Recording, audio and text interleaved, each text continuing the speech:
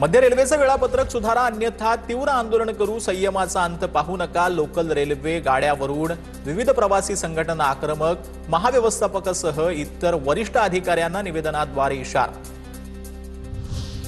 Jogeshwari railway टर्मिनलचा विस्तार होणार, अतिरिक्त 2 प्लॅटफॉर्मचं बांधकाम करण्याचा प्रस्ताव, जाधा मेल एक्सप्रेस गाड्यांच्या वाहतुकीसाठी फायदेशीर ठरेल। विभागीय स्तरावर औद्योगिक प्रशिक्षण संस्था सुरू करण्यात येणार, अनुसूचित जातीतील विद्यार्थ्यांना लाभ मिळणार। ITI साठी जवळपास 18 लाखांचा निधी वितरित करण्याचा मार्ग मोकळा।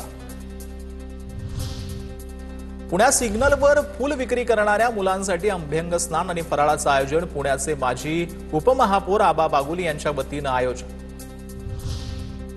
राज्यात 5,500 शाळांमध्ये विजेचा अभाव, युडायस प्लसच्या अहवालामध्ये अनेक धक्कादायक बाबी, राज्यातील जवळपास 25,958 शाळांमध्ये संगणक सुविधा आणि 30,166 शाळांमध्ये इंटरनेट, तर 5,567 शाळांमध्ये वीज नाही।